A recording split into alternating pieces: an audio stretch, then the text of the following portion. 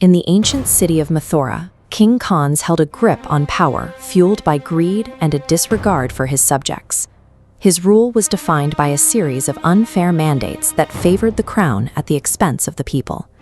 This tension briefly faded for the wedding of the king's sister, Devaki, to a nobleman named Vasudev. Khans himself took the reins of their chariot, projecting a rare image of family unity during the procession. The celebration was cut short when the sky shifted. The booming prophetic voice resonated from the heavens, stopping the chariot in tracks. The voice issued a specific decree. The eighth son born to Devaki and Vasudev would be the one to kill Khans and end his reign of terror. This single divine intervention changed the landscape for the king. Despite his earthly rank and his armies, he was now facing an authority he could not command or negotiate with. Khans reacted with immediate force, stripping the newlyweds of their status and locking them away in a heavily guarded prison. Over the years, the king personally ensured the prophecy remained unfulfilled. Each time Devaki gave birth, he entered the cell and executed the child, killing 7 of his own nephews to eliminate the threat. The tension peaked when Devaki became pregnant for the 8th time. This was the specific variable the prophecy had identified years earlier. Khans increased the guard presence and focused his attention on the cell. While he could control the physical space of the dungeon, he could not stop the biological reality of the impending birth. In his attempt to secure his future, Khans had built a fortress around the very thing he feared. His focus on the dungeon created the specific isolation that would allow the child's escape to go unnoticed by the city outside. At the stroke of midnight, the 8th child, Krishna, was born into the darkness of the cell. The heavenly voice spoke again, this time to Vasudev. It instructed him to smuggle the infant out of Mathura to the village of Gokul and exchange him with the newborn daughter of his friend Nand.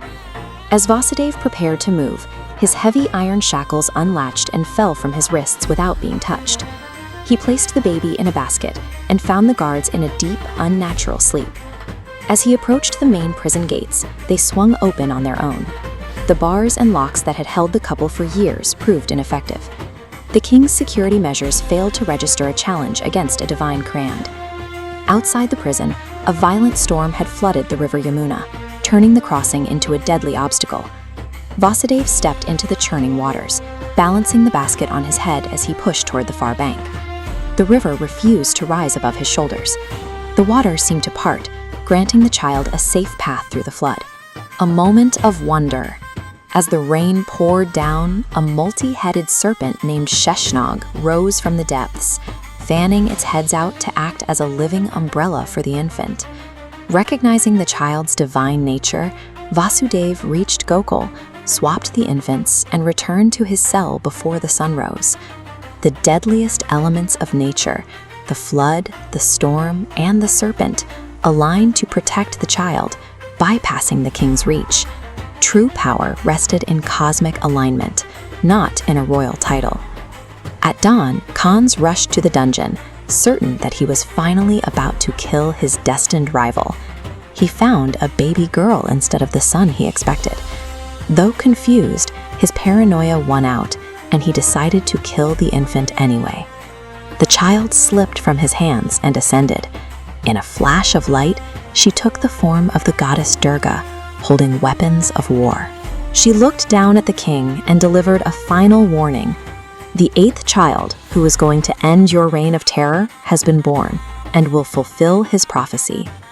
Durga's disappearance left the dungeon silent. Years of bloodshed and cages had failed to alter the prophecy. The child was safe in Gokul, and the king's authority stopped at the cell door. Krishna grew up safely and eventually returned to Mathura to fulfill the prophecy and strike down King Khans. This story of a midnight birth and a miraculous survival is what millions celebrate today as Janmashtami. The myth's epic scale is reflected in vibrant processions that move through cities across India. Devotees build towering human pyramids to reach pots of curd, a tradition that honors Krishna's legendary childhood.